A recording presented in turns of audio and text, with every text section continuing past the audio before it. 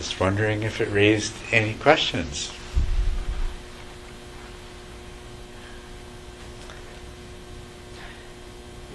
Is that the dualness? The dualness has a power behind it? Has a power behind it, the dullness? Yeah.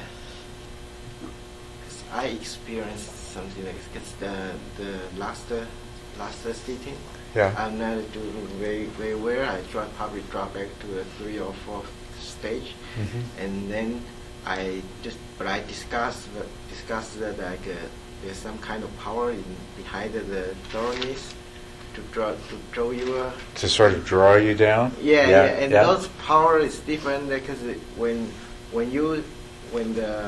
after you lunch, you full, those kind of power is less. It's easy to get rid of it. But when you're getting tired, those power is much stronger. Much more. That's true. It is. Yeah. Is that power where the power come from? And where does that power come from? Yeah.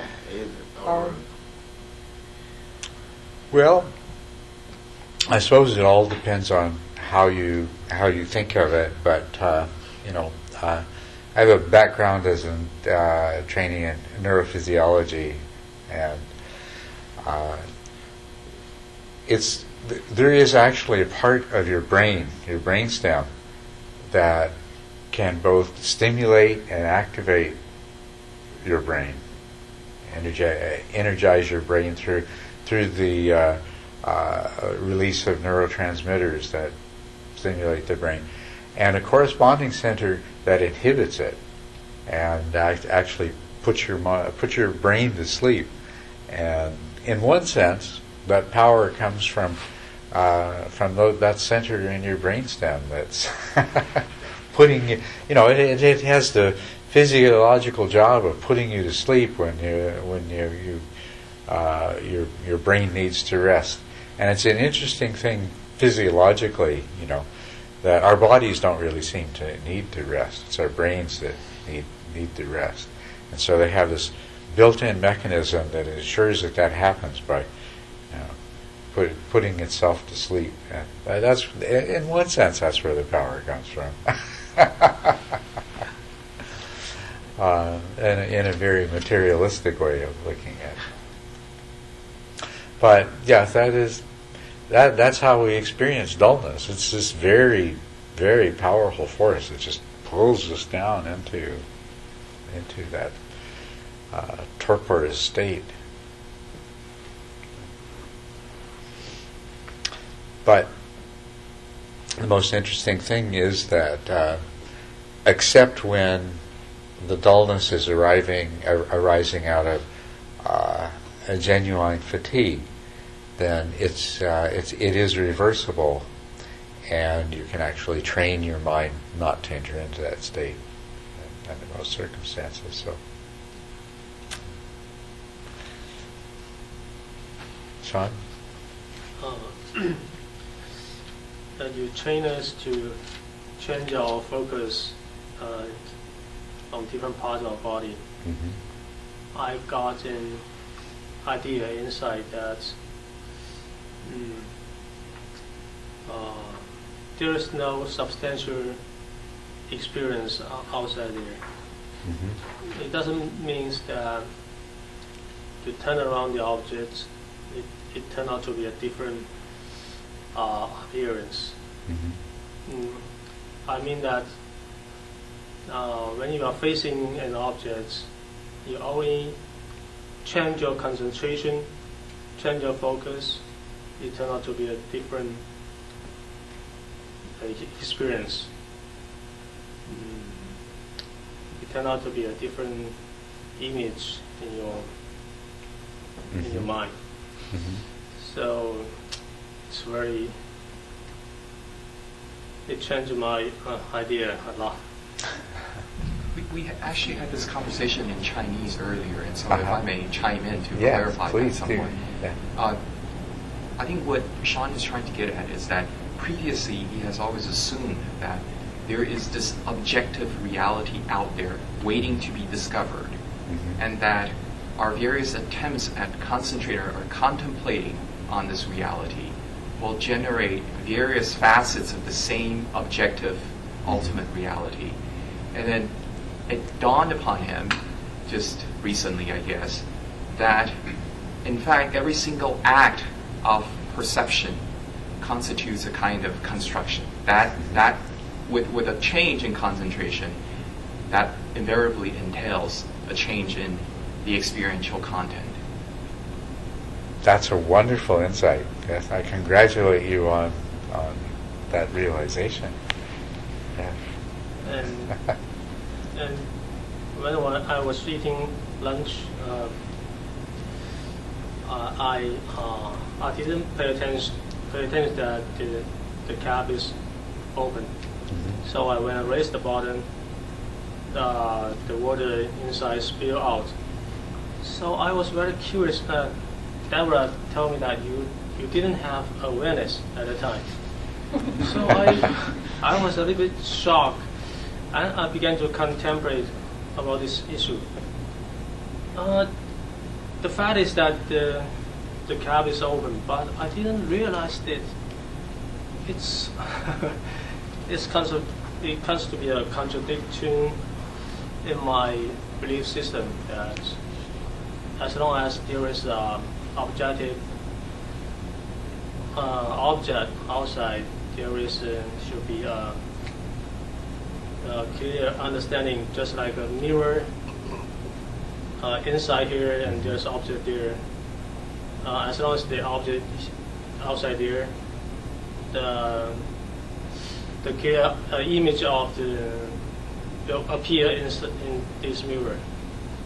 But at that time, I found that there is a contradiction after I experienced this thing, and I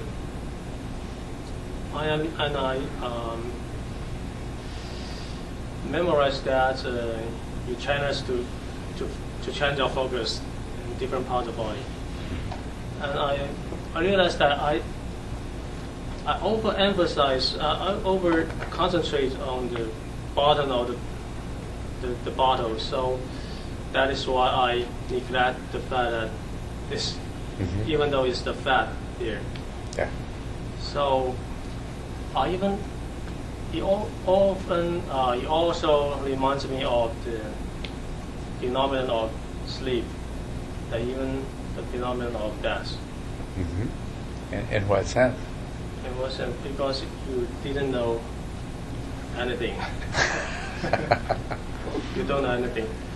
So, can you tell me something, the relationship between this phenomenon? I just mentioned that is, I didn't pay attention to the openness of the cap, and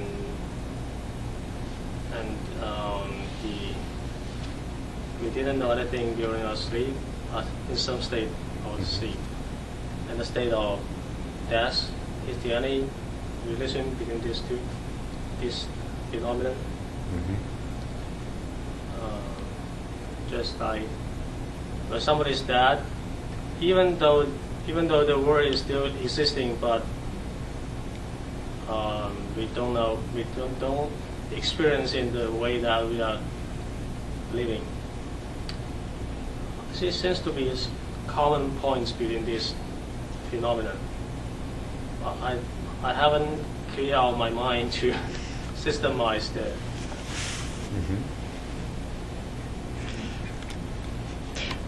Well,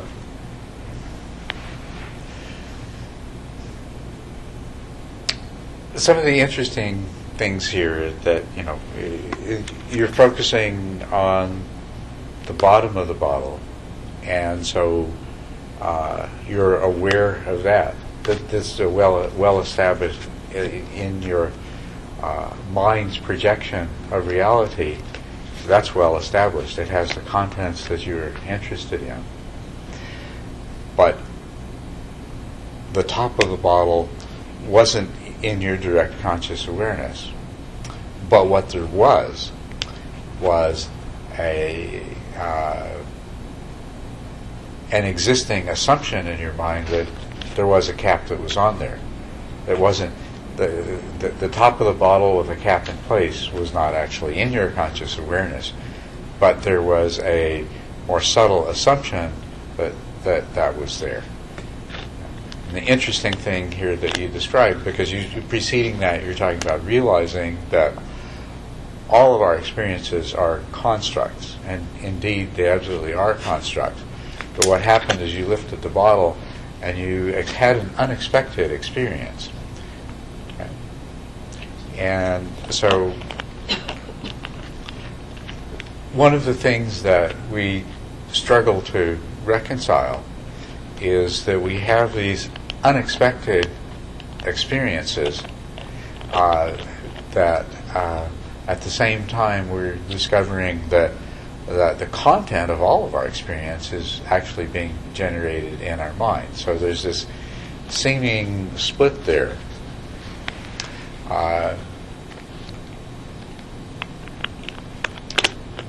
That we need to find some way to account for. And you're sort of referring to the same thing.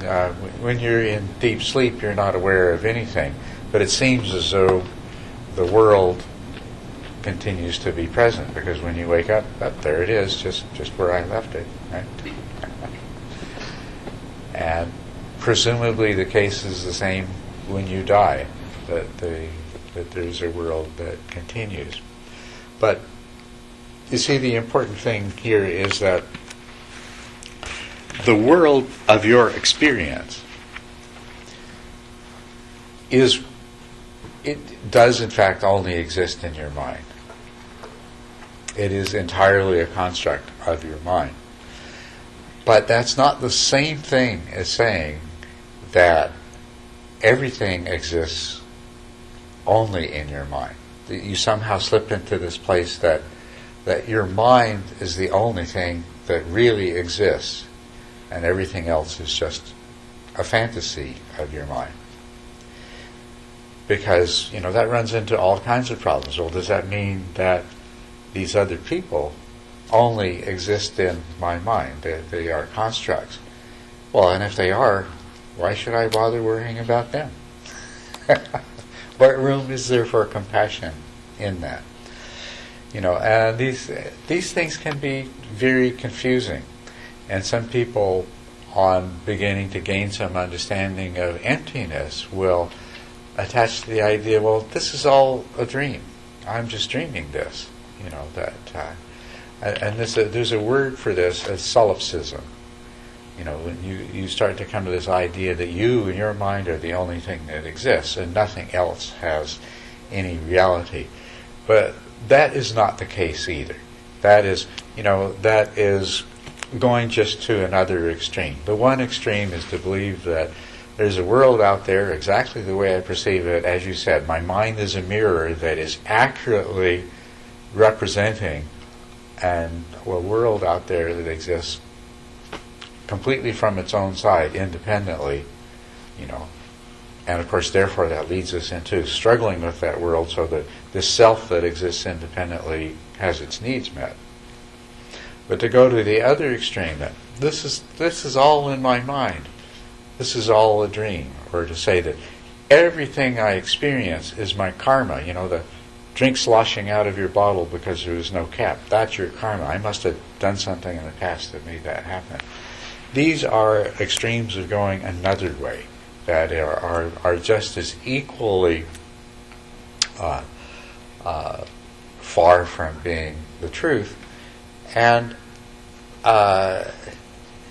at least, if not more so, as dangerous and misguided as our ordinary belief that there is a substantial concrete reality out there. So really, what is the case? Well, in our normal waking consciousness, we exist in a world that is a creation and projection of our mind, but it is constrained in particular ways. What we could say, it's a way that it differs from an actual dream, is to say that our waking reality, the persistent one, the one that we wake up to again each morning, and that seems to have this continuity throughout our life. This waking reality is constrained by sensory events. You can jump out of a window in the dream and end up with no broken bones. But when you jump out of a window when you're not in a dream, then you have to go through the whole experience of broken bones and going to the hospital and pain and weeks of healing and learning to walk all over again. So it is not the case that when we discover things are empty, that it means that absolutely everything is reducible to just simply the functioning of our mind. But what we're discovering is that essentially there are these sensory phenomena, and they are following rules of causality. And this is what scientists do, is they study the laws of causality that determine the way that whatever is the cause of our sensory experience, the way that it functions. Right? But what we come to realize through both intellectual examination and even more profoundly through meditation practice is the reality that we live in and the way we experience it and what we experience is a projection of our mind. And this is true at any level that you examine it, but there is a level at which it is extremely relevant and important, and there's a level at which it is not particularly relevant. So I'll point out the two of those. If we take a stone, and you and I both will examine the stone, and we pick it up in our hand, and we experience it has weight, it has some coarse texture, it has hardness, it has particular qualities. And we could take our stone together and we could walk into the office of a physicist and say, I have this solid, heavy stone here. And he would say, well, actually, that is almost purely empty space. And its solidity that you experience is an illusion. Even your hand that encounters it is almost entirely empty space. That in our researches that we found that how can we actually describe what it is? Well, at first we thought that there were these minuscule points of existent stuff surrounded by force fields, and it was with these huge spaces, and that it was those force fields that surrounded them that created the illusion of its solidity and so forth. But then when we looked closer, this is the physicist talking, we looked closer, we discovered that that's not even true, that there is no material stuff with dimension that occupies space, that these points that we thought were substantial turned out to be curvatures of space and time. That space and time curvatures just create this seemingly points of stuff, and as space-time is curved, it generates this experience of weight and massiveness and impenetrability and so forth. Okay, so here at this level of the stone, you and I both experience the stone in one way, but those who have delved more deeply into the laws of causality that lie behind our sensory experiences tell us that doesn't exist at all. That is the irrelevant part of it. The fact that, it's functionally irrelevant, but it's philosophically important because it helps us to accept the fact that at the most fundamental level, everything we experience, even the massiveness and the solidity of a stone, is a projection of our mind that has been generated from our mind in order to account for our sensory experience. So even at this practically irrelevant level of very common experience, we know that we actually are having an illusion. If I hold this object up, you say you see it. Now, where does the seeing occur? How does your mind? You say, oh, well, there's light rays that bouncing off of this real object, and they enter your eye, and so you don't see the beater, you see the light rays. Is that the fact of the matter? Well, not actually, because the light rays strike chemical pigments in your retina and cause them to break down. And when they break down, it causes ions to move across the cell membrane and generate an electrical potential that is propagated along a nerve fiber. So, what you're really seeing is electrical impulses passing along a nerve fiber?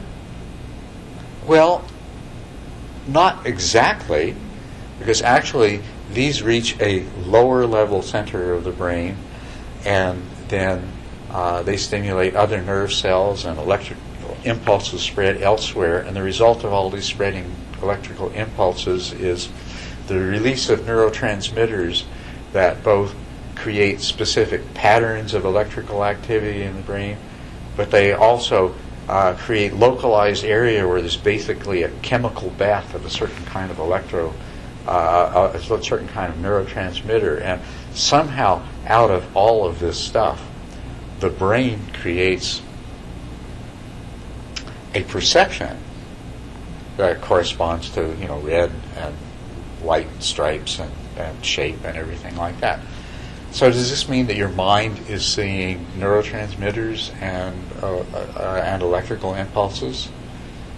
Not really even that. And we don't need to proceed to perpetuate this particular discussion much further. But you see, the point is that there is this tremendous gap, this gap in the nature of what we know and how we know it, between the things that are the sources of our sensation. So this, by all kinds of indirect means, is a source of a sensation of shape and color. Our stone was a source of a sensation of weight and resistance, and, massiveness and impenetrability.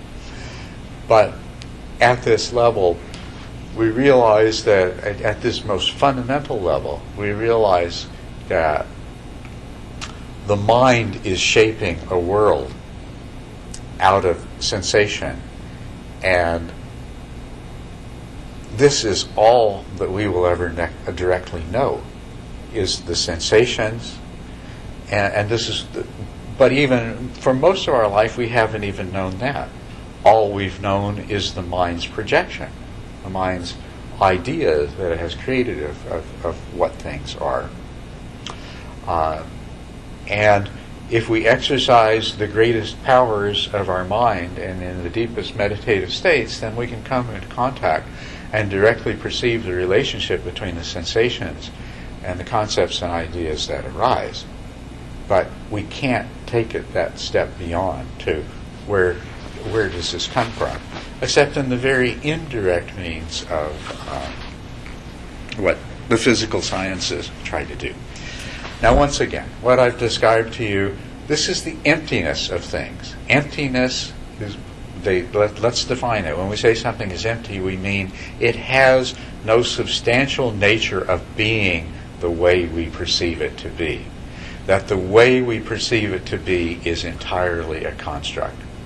And so we see at the most fundamental level, the reality that we exist in is a creation of our mind, which is empty of having any substantial nature of being that way.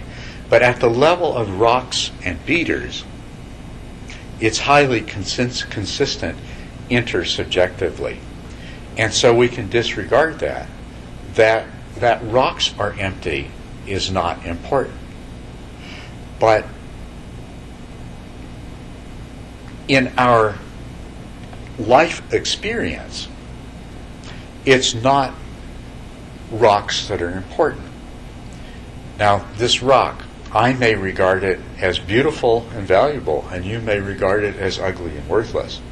Now we're starting to get into the level of perception where it becomes relevant and becomes important. A person, we look at a person, and one person sees this person as a wonderful, kind, generous being that they're so fortunate to have the opportunity to be in the company of. And somebody else sees this person as a despicable, dishonest, whatever, totally different perception. So this is emptiness at the level that really starts to make a difference. One person lives in a world that has many sources of satisfaction and gratification, and they feel fortunate. And another person living in the same place and the same time is filled with dissatisfaction and unhappiness and disappointment. This is where emptiness starts to really count. Two persons can walk side by side into the situation, into a particular place, a room, for example, and one person's eyes will light on certain things and their ears will hear certain things.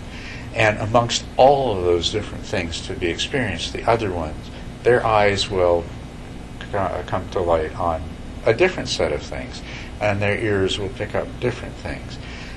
One person will have a miserable time, and the other person will have a wonderful time. This person says, "Oh, what a wonderful place and what a wonderful experience." And this one says, I'd rather be in hell. This is emptiness. This is the emptiness that really counts. Now, the ultimate truth is that in terms of this definition of empty, absolutely everything at every level, whether you think this is a wonderful world or whether life itself is horrible, whether you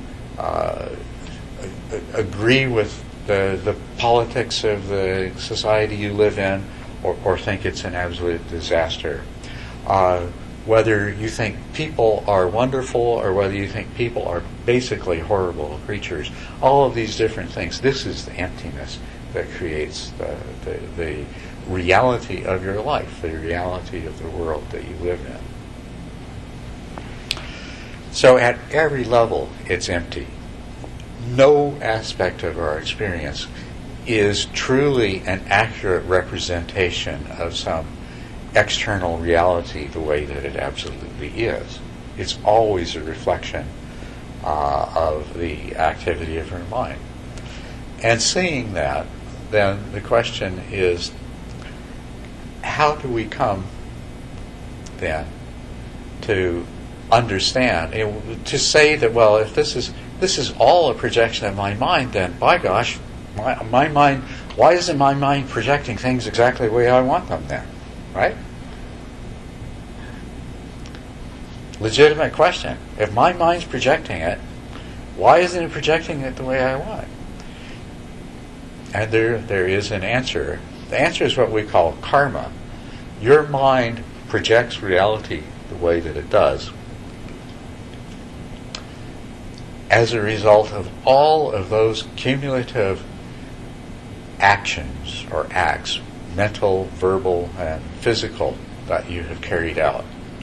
Because each of them has arisen out of an experience followed by an interpretation of the experience, which then has triggered some kind of motivation to act.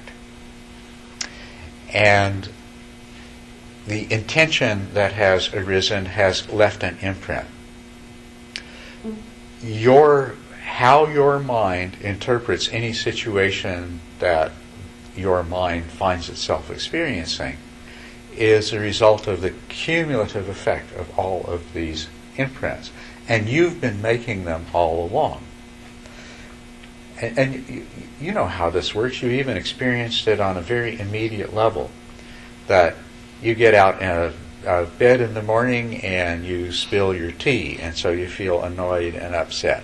And then you get somebody says something and you feel irritated, and you get into a negative mental state. And sure enough, when you're in this negative mental state, you begin to selectively notice those things that are most ugly, annoying, and upsetting.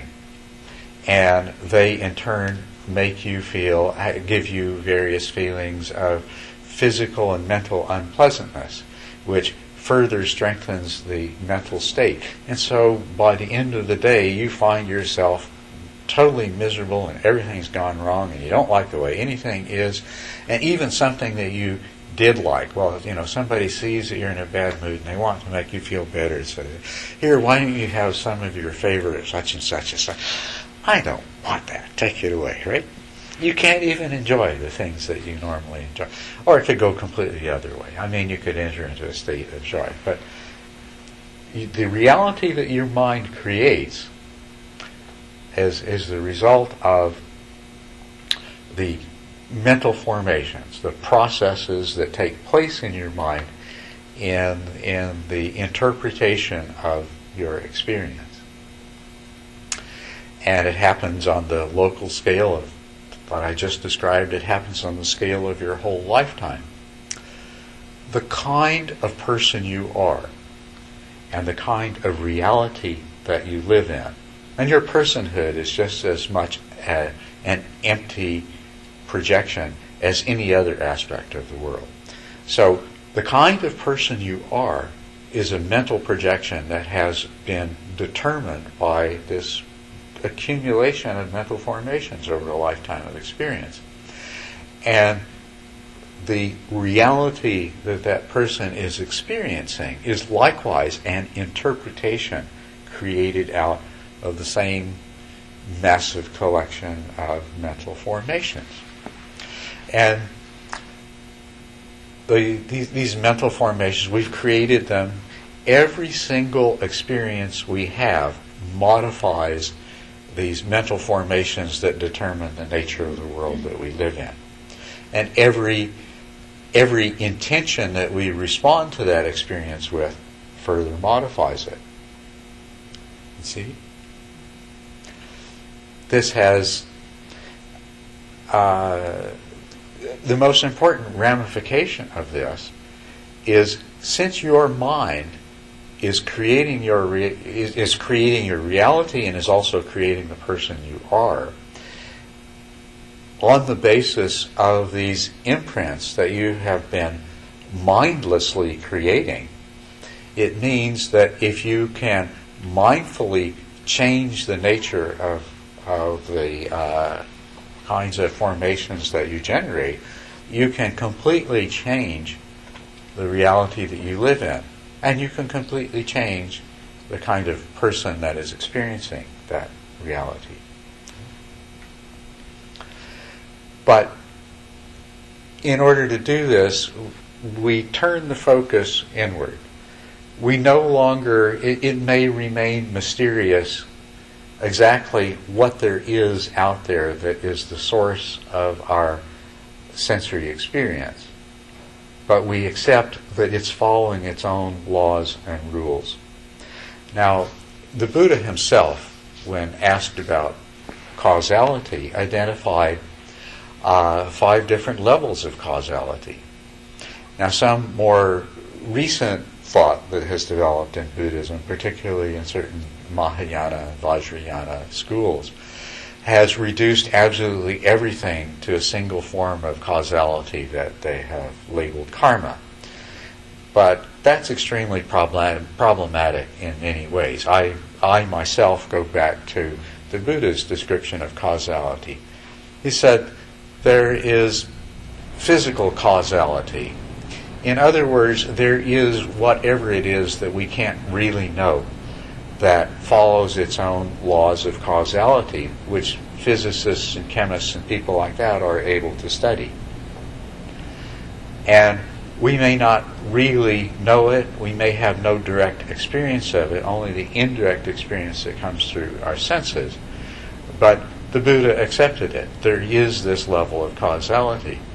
And he also accepted that there is a next level of causality that emerges from that, which is the biological. And indeed, also those that study the physical level of causality have found this as well, that where does life come from? Life came from non-living matter. It evolved out of it. And there is the biological reality that matter, following its own causal laws, or has organized itself into living organisms, single-celled organism, and then more complex organisms, plants and animals and termite communities and human societies and human beings with all of our elaborate complexity and our amazing capacities. But we are, and to understand the world, there is a whole aspect of the world that functions at the level of this biological causality. Evolution, the origin of all the different kinds of living organisms, is a very direct and undeniable manifestation of the operation of causality at the biological level. And then the next level is the level of mental causality. Once you have minds, you have, or once you have biological organisms, when they organize to a certain level of complexity, where they have nervous system and brains, they also have minds. Flies have some kind of mind when they fly around and do their fly thing, and lizards do, and birds do, and we do. We have minds. And just as biological causality is a unique and different level of causality that has emerged directly from physical causality, the level of mental causality is one that has emerged.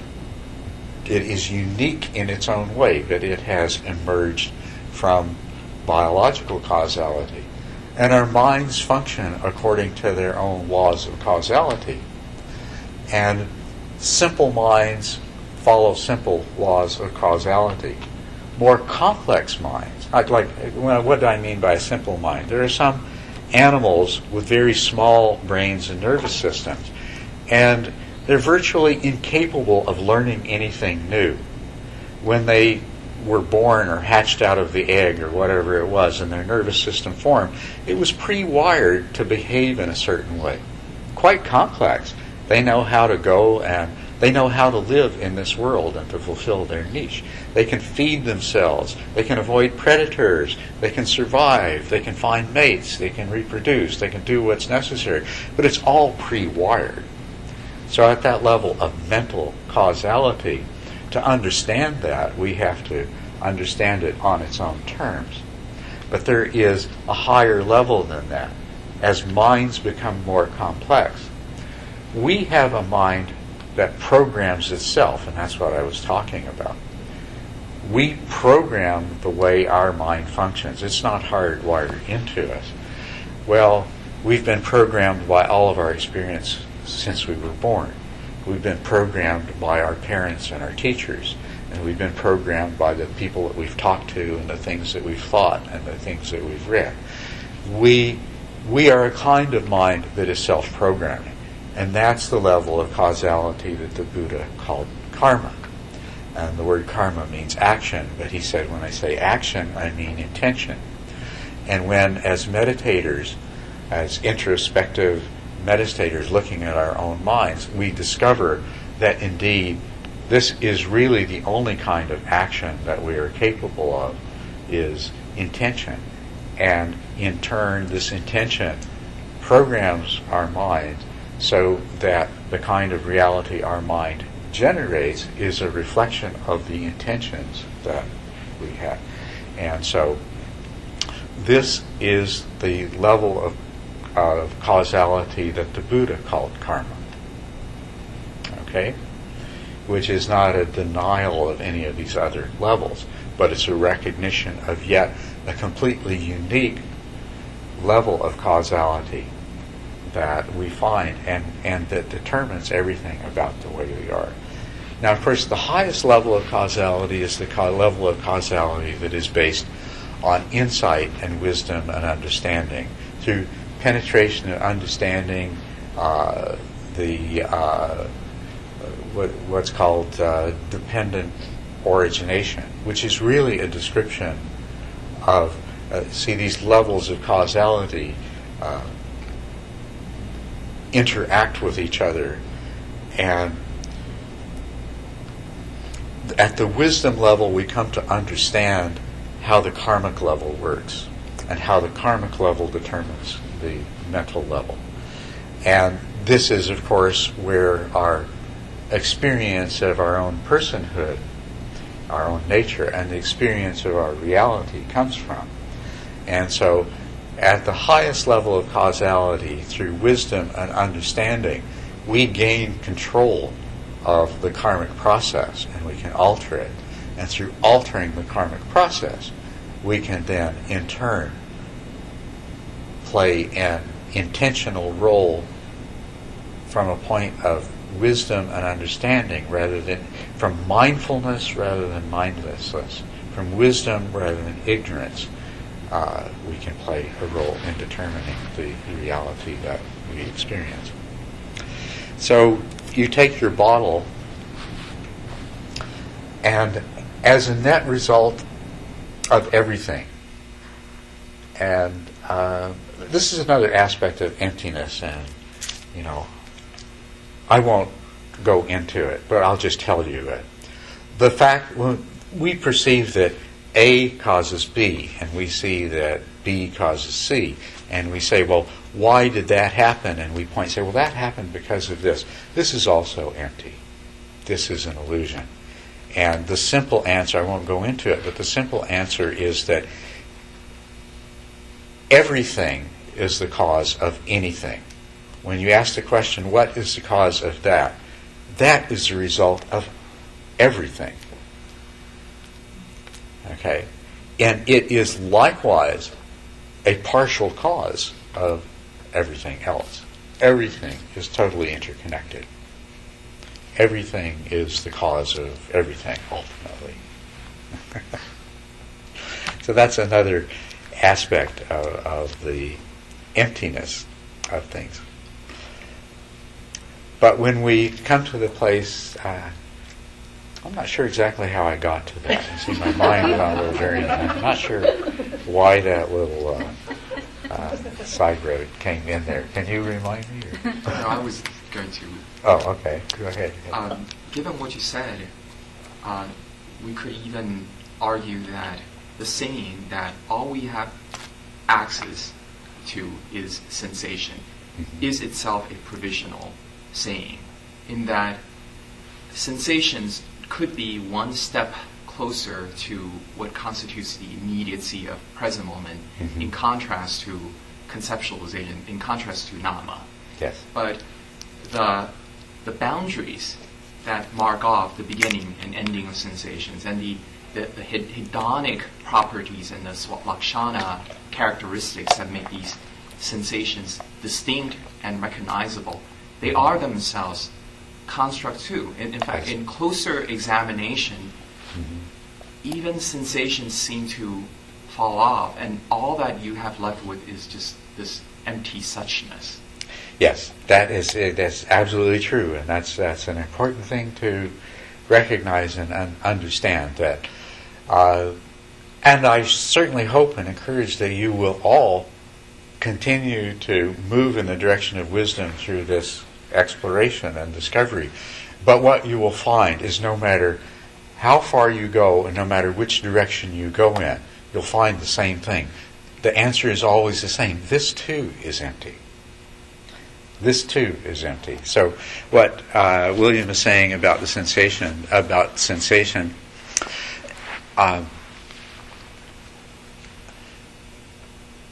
this is, you've made a huge step forward in coming out of the illusion that we live in. When you just simply recognize that your sensation is the raw material out of which your mind creates reality. Or another way you could look at it is, it's almost like sensation is the screen on which your mind projects the images of what it thinks the world is, however you want to look at it. But if you look at that more closely, you find that too is empty. Just in an obvious way that okay, I see things by virtue of my eye, and it's interpreted by my brain, but there is no I. That too is a projection of the mind. That too is a fabrication just to account for the sensations that I have. Say, okay, well, okay, so there's no I. So my mind made up my eye and my brain just to explain how this. But there's still color and shape, right? Color and shape. When you look into, you'll find they're empty too. When you examine them, you'll discover that they're just as empty as absolutely everything else. And it's emptiness all the way down.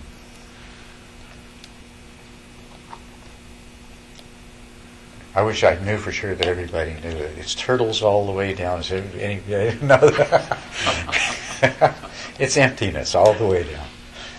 You mentioned there's 5 levels of causality according to Buddha, but you have said only 4. What is the fifth? The fifth is actually the level of wisdom and insight. Okay, but the first is physical, the second is biological, the third is mental, which is karma. So what's the fourth? Missing one. Physical, biological, mental, karma, and the fifth is wisdom and insight. Yeah, karma represents its own level.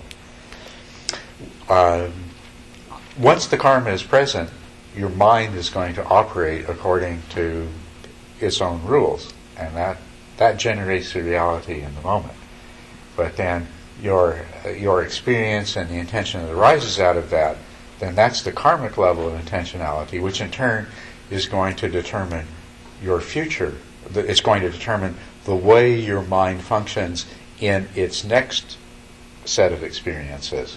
So, according to that, how do you explain that people who does bad things goes to hell?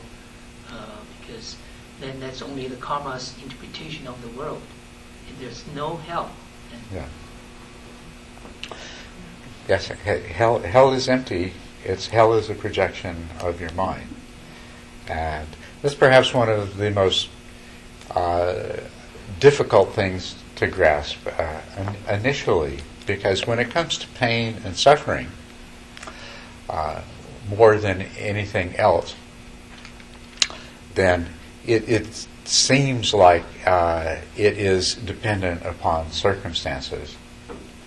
But and as a matter of fact, until you succeed in achieving awakening and obliterating the ignorance that makes that indisputably so, that will be the case.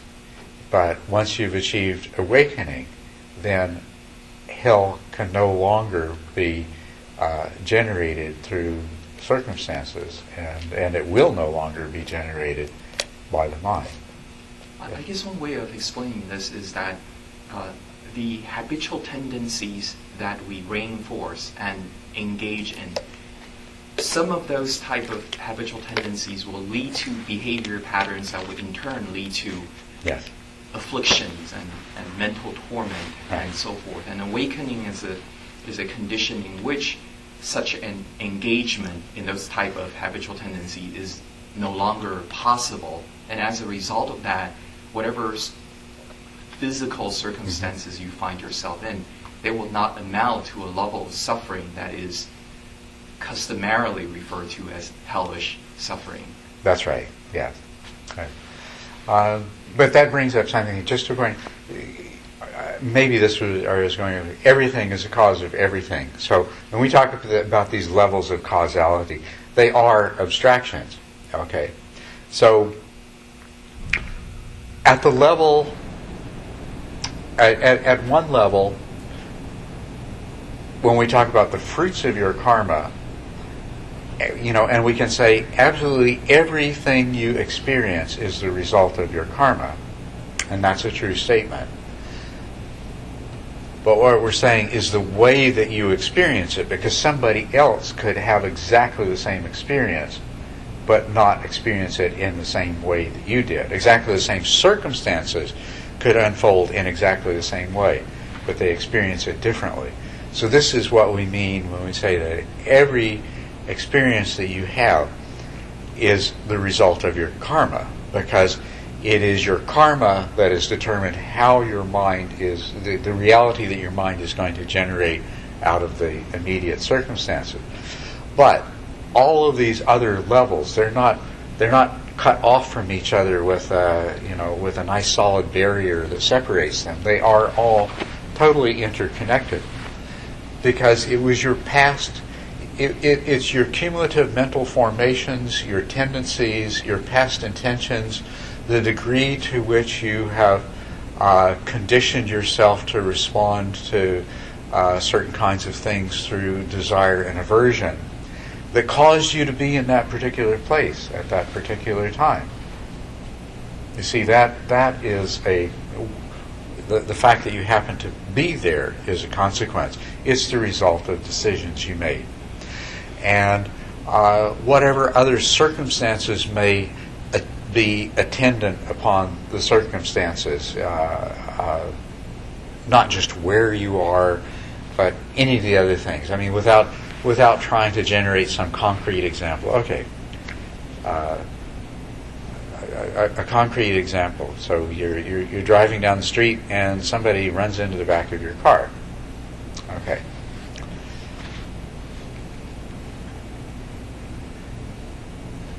How one person, this is absolutely terrible. So my insurance is going to go up. I'm going to late for my appointment. I have to go take the car in. They won't get it back to me for 3 or 4 days. And all they see is just how horrible this is. And somebody else takes it really smoothly.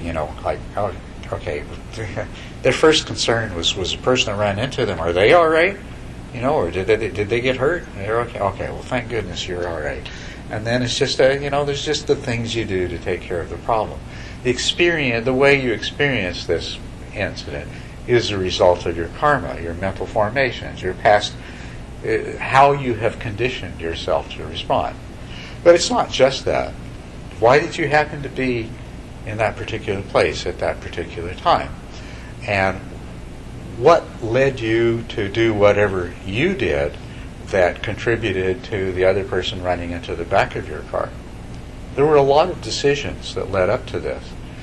Some that you might be able to track down, but thousands and thousands of others that you'd never be able to ferret out and identify individually. But they all added up to this situation. They all added up to you being in this place at this time and doing whatever you did or not doing whatever you didn't do. And if we look at them, we'll find that they're all in some way or another an evolution out of desire and aversion and ignorance. But there's very, very many of them. Everything is the cause of everything. So this particular situation has a myriad of causes that cannot be traced. And that is actually why, as I say, in some Mahayana and Vajrayana schools, they want to insist that absolutely everything that happens to you is a result of your karma. Because they will, for example, looking at emptiness as we have now, say, well, why do we even need to posit the existence of an external world? We experience sensations in our dreams. We know that our mind can create sensory experiences. So let's just drop the idea of a world. Mind only, that's all we need. That accounts for everything. That's enough right there. Let's not drag in something that we won't ever really be able to know directly anyway. Okay, so, all right, well, if there were an external world, then we could account for why things happen to us in a particular way. But if there's not one, well, it just means that there's some invisible functioning of the mind that generates the sensations we have. I mean, after all, in a dream, why do you see the things that you see in a dream? Well, you don't know. You just see them. It's really no different than you look out your window and why do you see the things that you see? They're just there, right? And there's really no difference. We've just shifted it from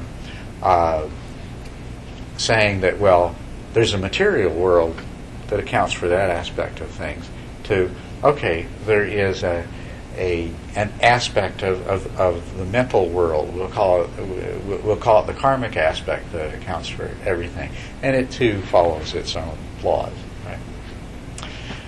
That's from a philosophical point of view, they are equivalent explanations, and it doesn't really matter. But the other thing that allows people to adopt this view and say absolutely every single aspect of every single thing that happens to you is karma is the realization that everything is totally interconnected and everything is the cause of everything.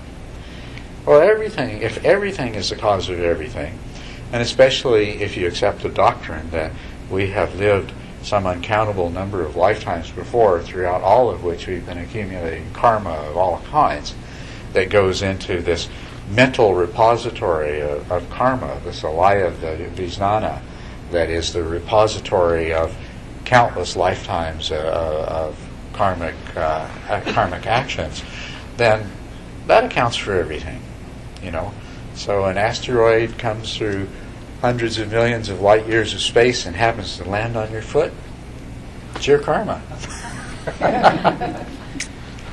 Somehow or another, out of all of your countless lifetimes, all those actions added up to your alaya vijnana, the part of your mind that stores all this karmic stuff. That popped out of it and hit your foot, and that's the way it is. So. Is that a joke or that's the fact? Is that what? I mean, a comic lies at your foot, and you got burned to death, like you were experiencing hell. Is that part of karma or not? I mean, I don't know whether you're telling a joke or you. No, I'm not. I'm just saying that, and I'll let you. I'm just saying that there's a certain level. We can't say which one of these is true. One of them was described by the Buddha, that causality has. Buddha was quite willing to accept that there is something outside of the mind. And the much later interpretations of Buddhism were quite willing to say, well, we don't need to. And what I'm saying to you is that we can't really choose between those. It's all empty. Both of them are fabrications of the mind. So it doesn't really matter. It's not that one or the other is true. Here's the argument that although there are other causalities, mm-hmm. but like in physical causalities, there are random factors. Mm-hmm. Physical causality cannot determine everything. Yeah. And so can't biological causality. So there are other random factors which science cannot explain, which then the karma could play a role. So everything could still be the result of karma, at the same time accommodates all other causality. Yes, right, yeah. And that's the basis for saying that you could interpret this any of these different ways. Yeah.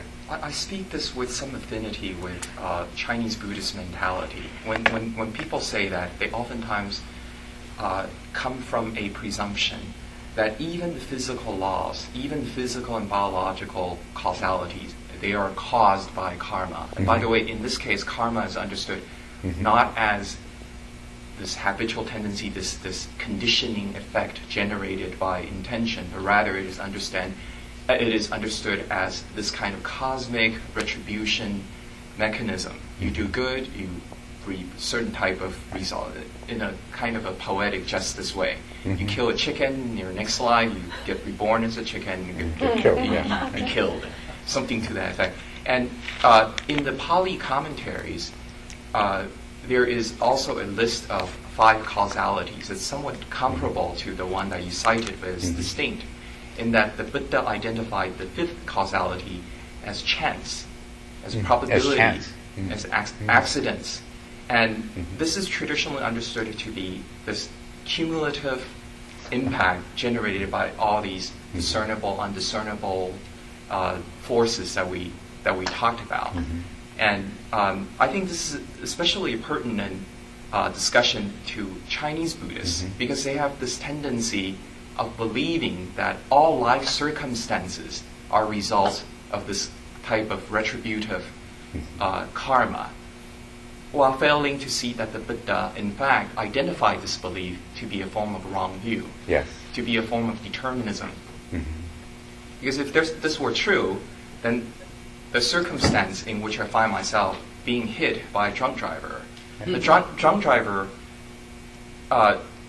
could be free of any guilt, in that the drunk driver was merely compelled by my bad karma to become drunk on the day, and as a That's result right. of that, hit me. Yeah, right. Right. Yeah, and if I get angry and shoot somebody, well, it was their karma to get shot, so it's really their fault I got angry. That's right. Yeah. That type of Chinese Buddhist belief in karma has more to do with Jainism than with Buddhism, at least with Yes. early Buddhism.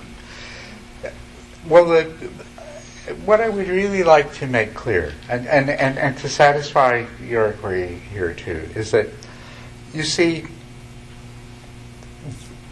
all views are views, and so a view such as the view that everything is karma is a view, and as such,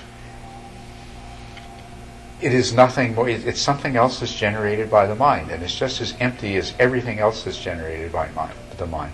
And the view that describes reality in terms of different levels of causality it's a product of the mind. It's the same thing. All emptiness is the attempt of the mind to make an accounting for things in one way or another. And these things can be more or less satisfying and more or less useful. But no view represents truth. All views are empty. Absolutely, there is no view that represents truth in an absolute sense. And what that means, embedded within that recognition, is every view has its dangers. And we've just been talking about an example, the kind of view that says everything is the result of my karma can have its very positive effects on my behavior. It can cause me to have a really strong sense of responsibility for every action that I take. Or it can be interpreted in another way that actually leads me to just the opposite, to very little regard for my fellow beings. When you take some of these views, when you take the view that everything is a projection of my mind, so even the people that I encounter are a projection of my mind, and combine that with the view that everything is karma, then you really run the risk of becoming a very kind of self-centered person who can easily justify all kinds of things, So views are dangerous things. Views are very, very dangerous things. The other thing is that the most ubiquitous and the most dangerous of all views is the view that we are this separate self. You see? And this is really the one that leads to the problems in all of these other views. So, if I'm born into these miserable circumstances of extreme poverty, surrounded by disease and warfare and abusive parents, and I say to them, why me? Is this my karma? But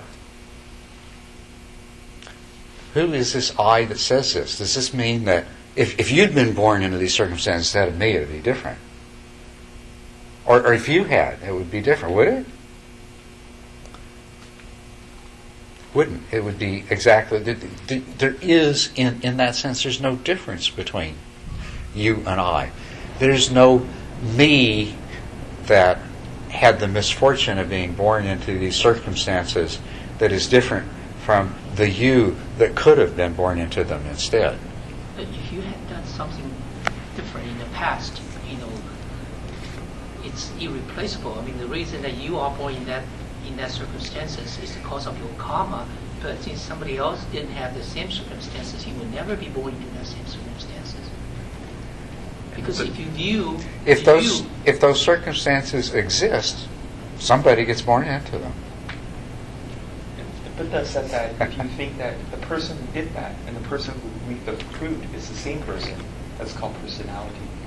Yeah. And if, okay, what I'm saying is that the person, the reincarnation, is not a person itself. Right. The reincarnation or the I that has been continuing is a set of images like movie. And it's the whole thing. It's the whole thing. Right now I'm here and I see you. You are part of my movie, Right. part of my karma. And this as well as my skin as well as your skin is part of my karma. As long as it appears in my image. That's right. And that whole thing moving along is me, the continuous moving along, where I have an entity as a self, which is supposed to be this emptiness. Okay, but within this emptiness, their images continue to be played. So this emptiness, which is me, is sort of like movie screen. And then on this movie screen, we continue to have these images played. And then among this, there's only three things. One is this movie screen, which is the self, the I, the Buddha nature, the self. Are you equating the self with the Buddha nature? Pardon? Are you equating the self with the Buddha nature? I don't mean self as this skandhas or everything. The self, or we just call it emptiness, not using the word self. but you're equating the movie with the self, and what you're doing is what to No, I did not do that. Okay. I'm equating the emptiness, the Buddha nature is a movie screen. What's shown on the movie screen, the movies, the images, those are what we call forms. In Zen, there are three things. Ti, xiang, you. And Ti is like the body or the emptiness. Xiang is the form. Everything that's shown in this movie, what we see, we experience, the all compound phenomena. These are the forms that's showing on the movie screen. And the third thing, which is critical, is in Zen it's called nian, or I believe it's like the initiative that we can do things. Our intention. So the third thing is an intention. Intention causes karma that determines what movies are played. So if this intention is diluted, then we think all of these things being played are concrete. So, intention still operates. This system operates whether you are diluted or not. But if the intention is being diluted, then you're making next intentions causing bad karmas, and you continue to live in this dream, in this movie world. But if the intention is enlightened, knowing that all of these movies are just forms, they're all empty of selves, then you'll be able to make wise decision, and then your movie that's been played will become more pure or more pleasurable. As time progresses, when you exhausted your past karma, because you continue to add to your past depository of or the seeds, in like the eighth consciousness. So after those are exhausted, that's why the Bodhisattvas, after being enlightened, they continue to practice and cultivate, because they still have these seeds from the past. So every time they do something, they still have the intention. And that intention, although it might be emptiness, sometimes they're diluted as well. They're not totally pure intentions, even at Bodhisattva level. But so there's so different levels of Bodhisattva. So when you reach the level of enlightenment, that really is the beginning of your practice, because now you know how to practice. You know how to have the good intention to purify your movie. But you don't necessarily always follow that route. You fall back, like what you're saying, different stages, and so you fall back and forth until you reach a certain stage, like all the way up to the 8th level of the Bodhisattva. Then you have a pure mind. You cleared all of that. Everything you do without any intention are just pure. And from that stage, then you reach Buddhahood. And that's why, personally, why it takes like one period for a person to get enlightened. But from the first level of Bodhisattva to the 8th level of Bodhisattva, it takes another same amount of time, because that's when really the practice starts. Before you reach enlightenment, because people's intention, everything is diluted, there's no way you know how to make a correct purification intention, because you're not enlightened. You don't know how to do that. So you continue to be enlightened. You continue to make mistakes, and that's why you will continue to recycle, to reborn. And that's why it takes equal amount of time for a Bodhisattva to reach the 8th level Bodhisattva. And from there, it takes another same amount of time to reach Buddhahood before you can purify everything. And that's my concept. Yes. And you've expressed that very well.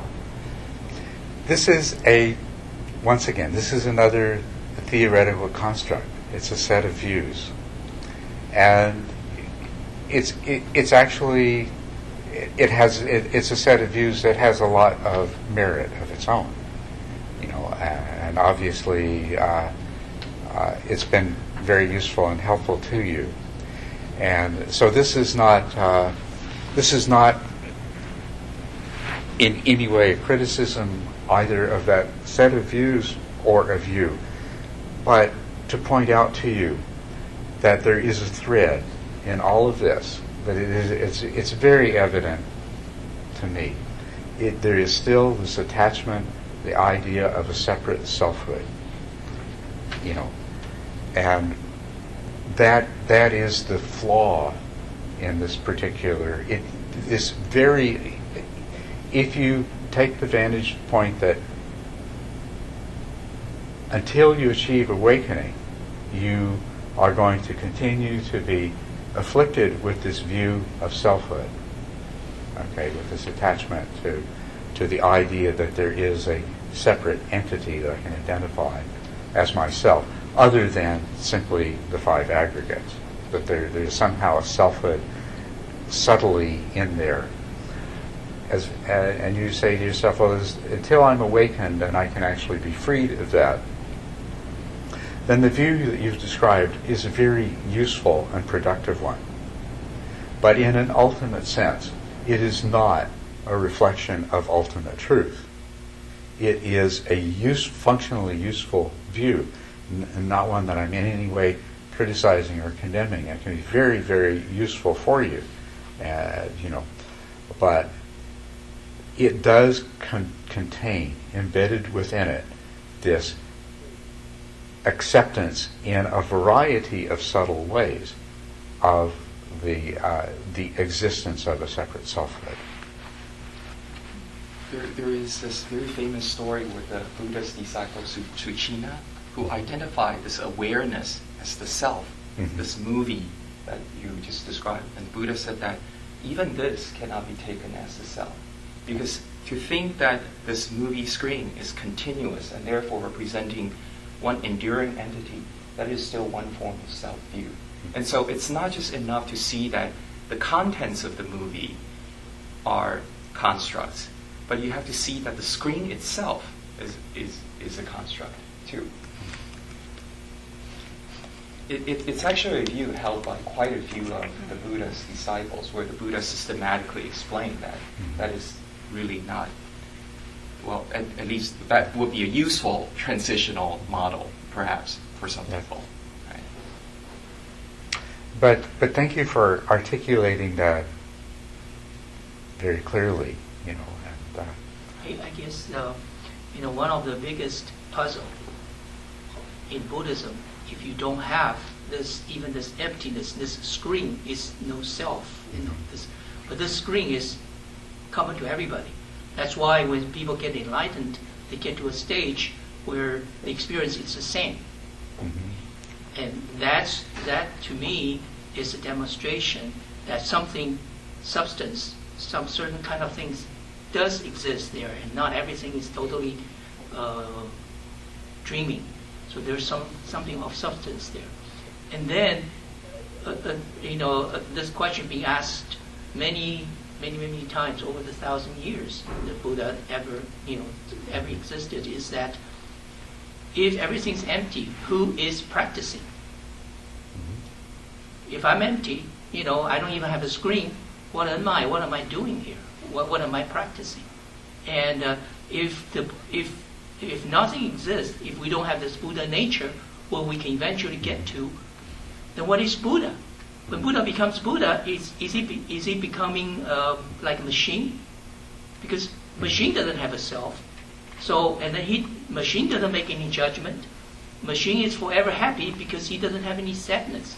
So we might as well become a machine. So we all become robots, like in the Star Wars. And if that's the goal of our practice, that's what this seems to be suggesting. If people denies that there is actually a Buddha nature where we can get to, and this Buddha nature is empty.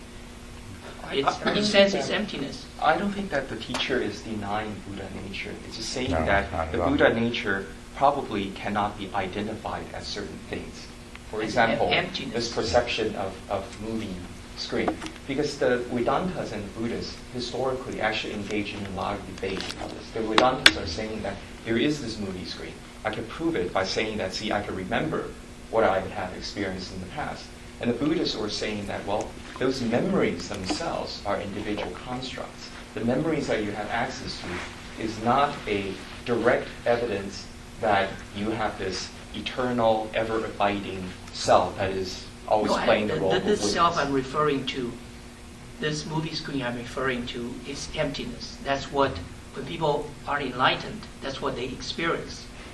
Is this emptiness, which is the movie screen. It has nothing in it. It doesn't have any residual effect from the movie that has been played in the past. But we all have this movie screen, but we were not able to find it. We're not able to identify this is it. And that's the problem with people being deluded. But the Zen theory, again, or view, is that there's a way, by different methods, when you identify this, when you find this movie screen, and then you source through the whole world, the world becomes so simple. You have this movie screen where you can generate intentions, and this movie screen itself is empty. And so there's really the causes and effect. Is the cause is this movie screen, which is totally empty in nature.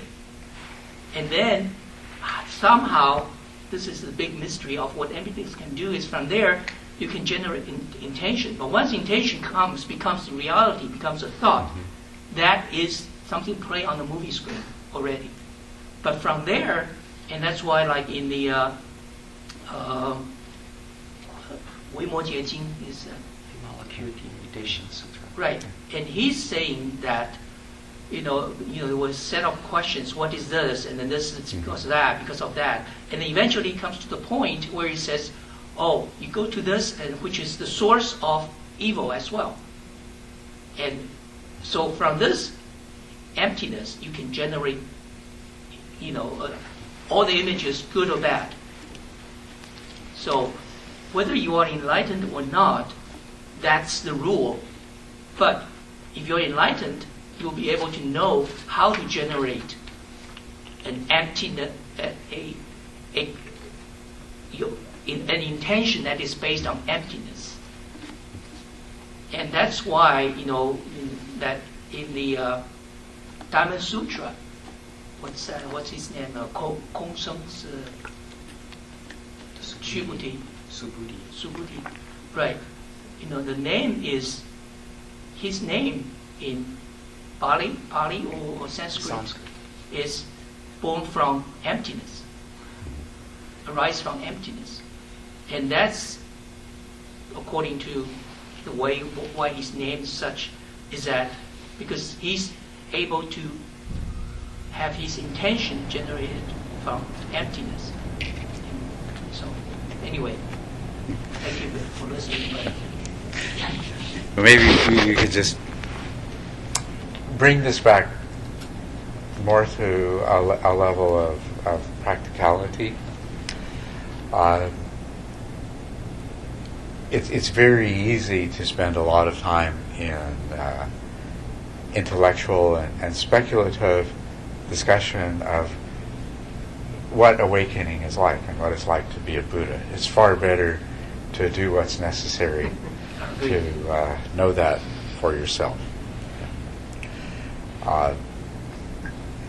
And a very important part of that is really coming to recognize and understand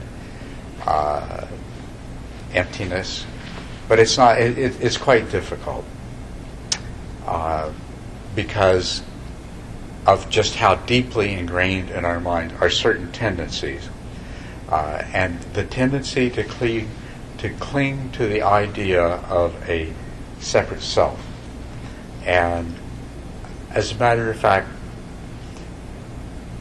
until you have an experience that at least partially liberates you from that view, you're still going to become mired in confusion intellectually as you try to think through this. And the same thing's true of emptiness. And I just would like to clarify one thing, that emptiness, to be empty doesn't mean not to exist. It means not to exist in a particular way. So when we say everything is empty, we're not saying that everything is non-existent. It's non-existent in a particular way, but we're not saying that nothing exists. I mean, that would be silly, right? To say that nothing exists would be absolutely silly.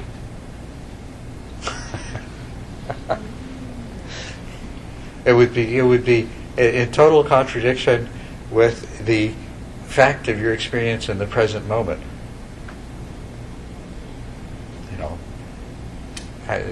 It's just non-existence is a non-starter as a useful idea, but various ways of existence, and in particular, emptiness is saying existence in the form of things, thingness, is impossible.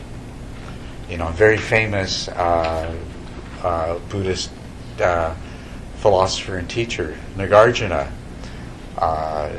went through a lot of complex logic to demonstrate in many different ways that the existence of things is absolutely impossible. So that's what doesn't exist, is things. Things are something that are a reflection of the way our minds work. Our minds project things as a way of organizing reality and making it comprehensible. But what doesn't exist as a part of ultimate reality is thingness in any form. So, but when we understand that, it's not important whether a rock as a thing exists or not, so much as when we start to realize that the reality that we're experiencing on the complex levels that we experience as a human being is a projection of our mind, and is something that we absolutely have the power to change.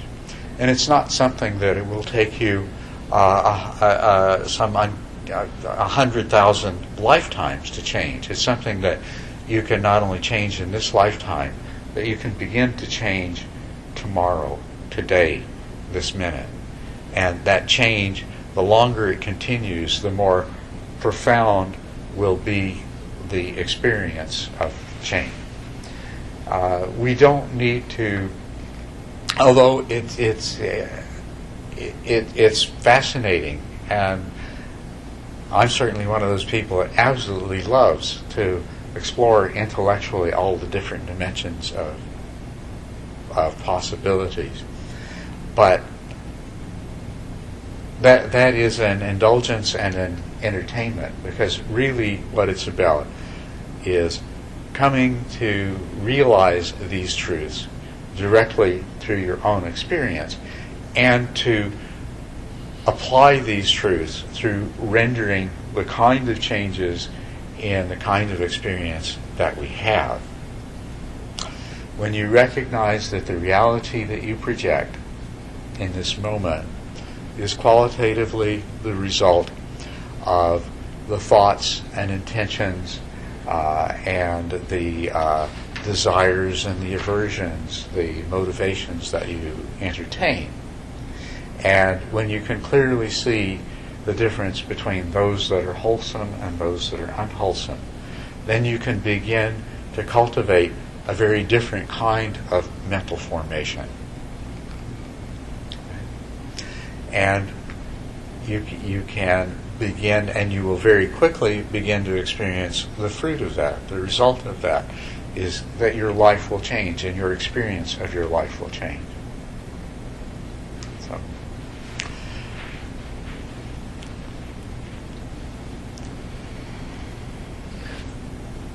As my understanding, but maybe not right. I think the Buddha tell about the emptiness. It's not want to tell people that everything is empty. You just want to show people the thing, the truth, has a side that we didn't see. It's empty quality. Just like we see a ball, we see a moon. We only see one side. We didn't see the other side. Actually, empathy is one of the quality of the truth. It's the same thing. It's not didn't say like everything is empty. He just want to show you point out the truth is the character of the truth. Yes. Well, this example that you give, this is one of the ways, a very simple way to begin to point out to someone and to begin to grasp the significance of emptiness, which is that, as you say, an object, you look at one side of object and you assume that the other side exists, but you have no direct experience of it. That's a projection, and that's a very simple thing that absolutely anybody can begin to explore. It's one of those very evident and quite obvious aspects of emptiness, and so that's an example of how we can come to know emptiness. But what the Buddha was trying to tell us has to do with the significance of that all of the dissatisfactoriness and the suffering that we experience in our lives has a cause, and that cause resides not in some external world of realities from their own side. That cause is in our mind, and we can discuss it and examine it and work towards overcoming it in a variety of ways, recognizing that the cause of suffering is craving is one of those, and recognizing that the cause of suffering is ignorance, which means also the ignorance of the illusion of self, and the ignorance that involves projecting reality on all of that which is only appearances. But yes, all of these things are pointing us in the same direction, that the answer, the solution to your problem is not out there, it's in here. That's ultimately what the simple form of the message is. And the other is that when we look at life,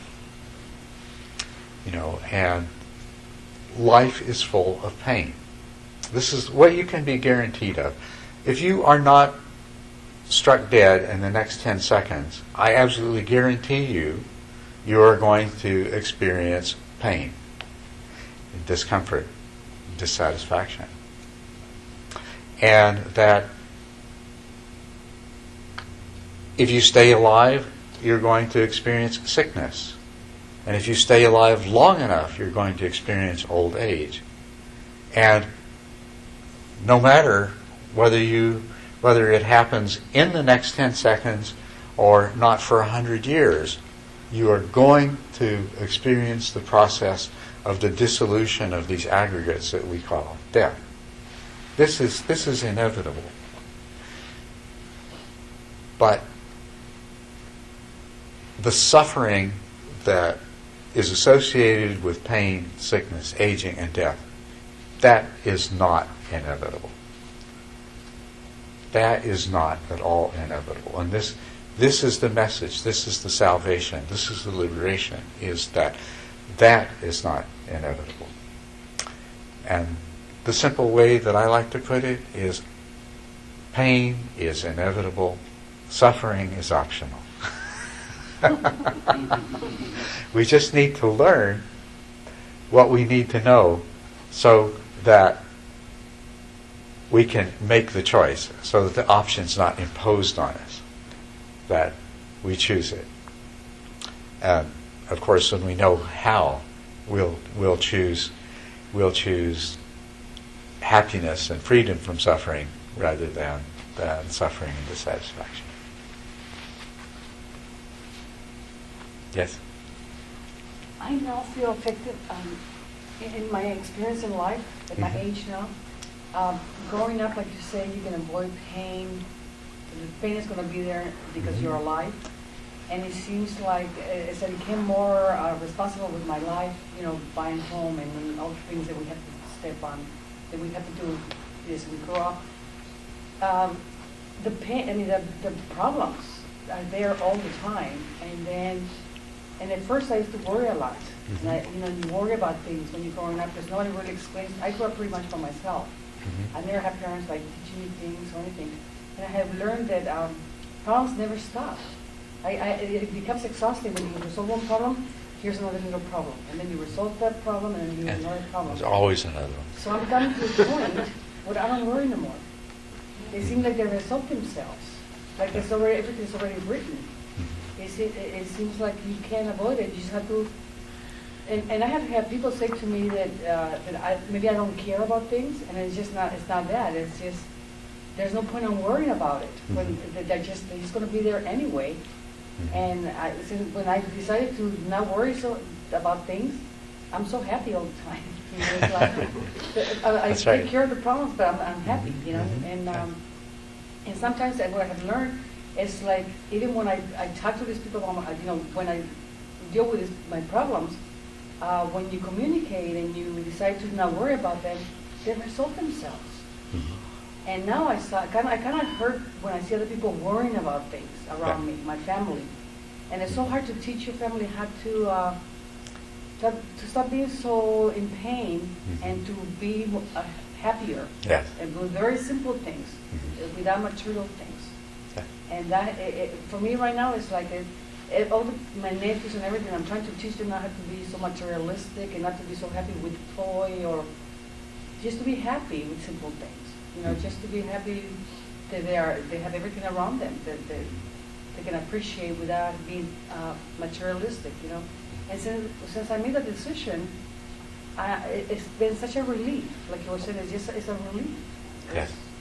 It is. I wake up and I don't know why I'm happy. There's nothing really happening, but I'm happy, It's been a very liberating for me.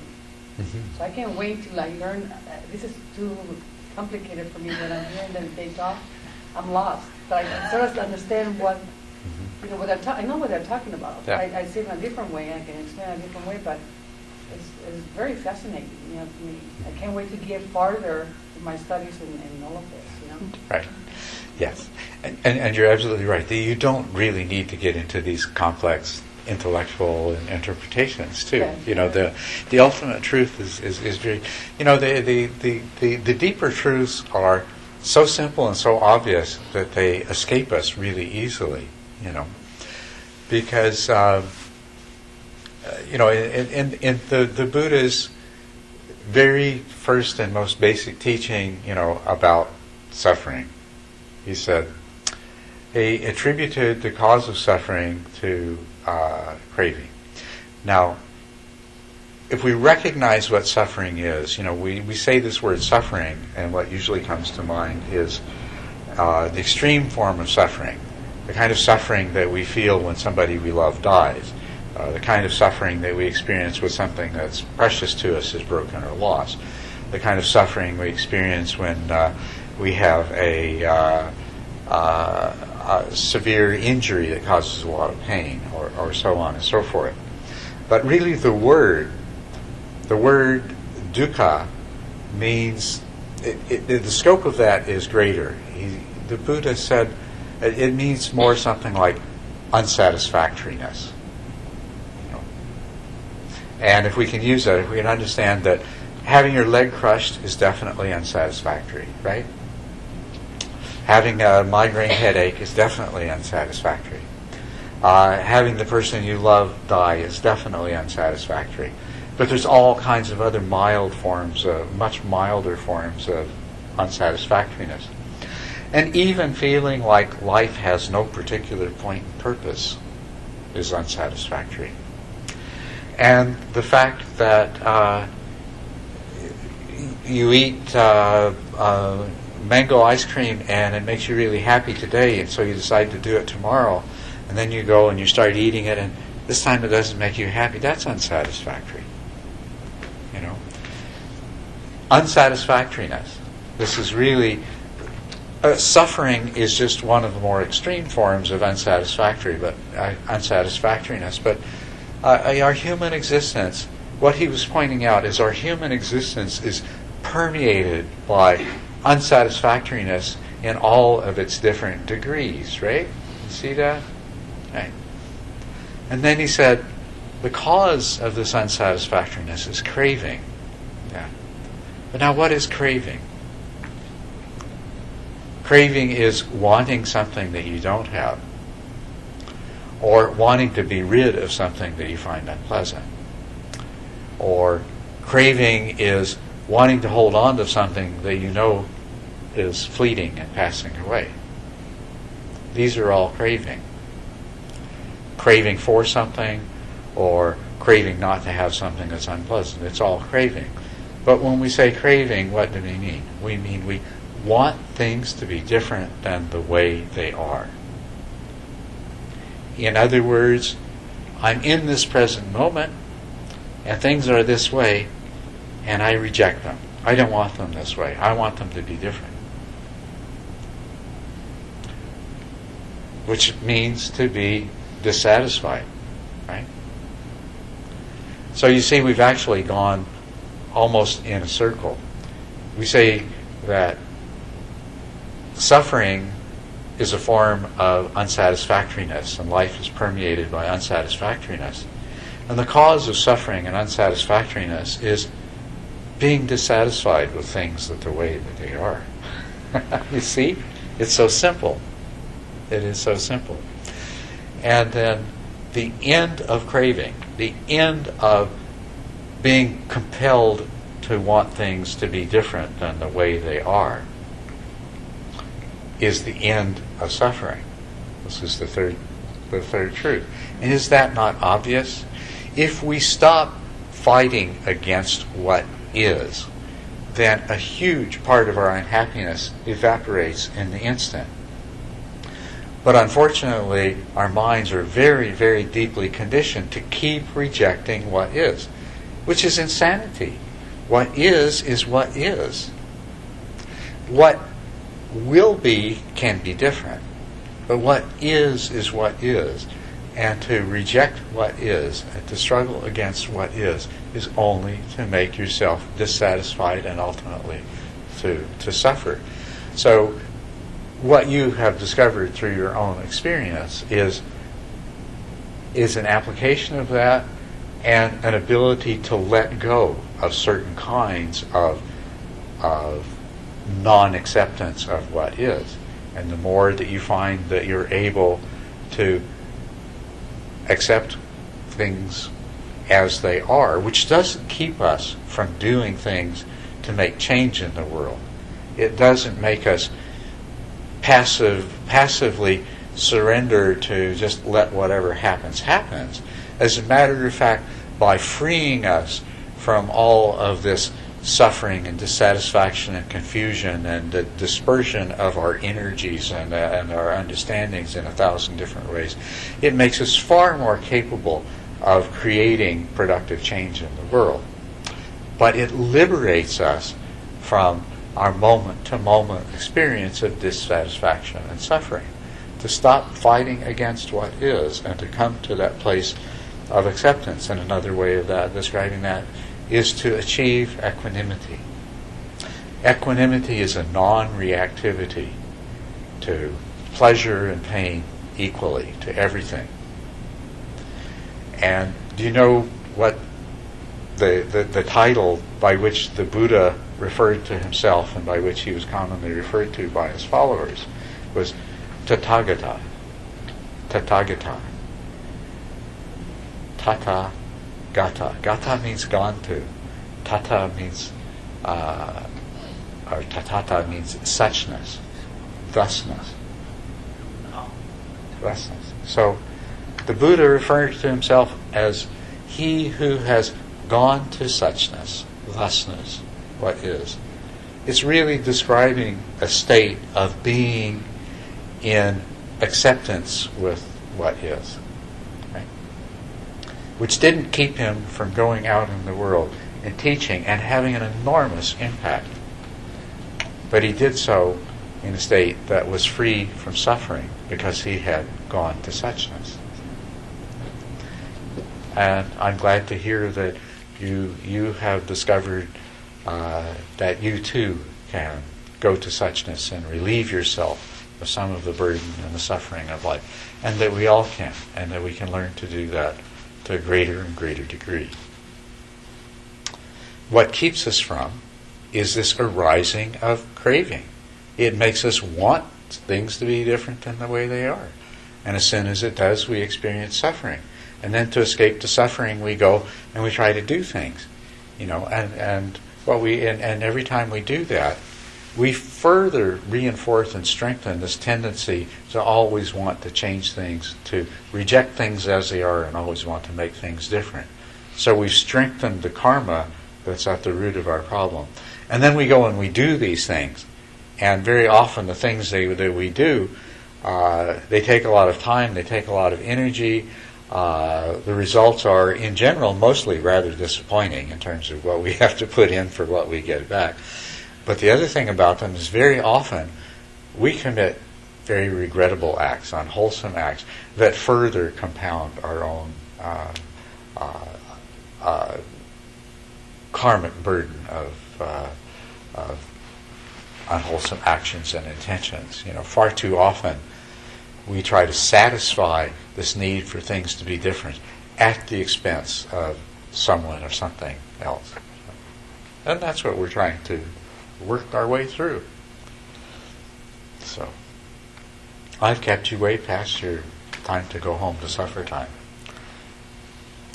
But I was having a wonderful time. I hope you enjoyed it at least partly as much as I did. Will you be leading more evening activities? And what time, if so, what time this evening, I'm not completely sure that I'm up to it. So, if you could please just go ahead as you would without me, and then if I'm feeling like I'm up to it, I will come and join you, but I prefer not to make a commitment. So, okay? Well, thank you all very much. Another wonderful day, and we still have a little bit of time tomorrow together. And so I'm going to focus somewhat tomorrow on encouraging you to achieve a regular practice so that you can guarantee some of the results that you've had a little bit of taste of and heard a lot of words about. And so one of these handouts here is on the preparation for practice. So if you could review that perhaps this evening and then have it available tomorrow when you come.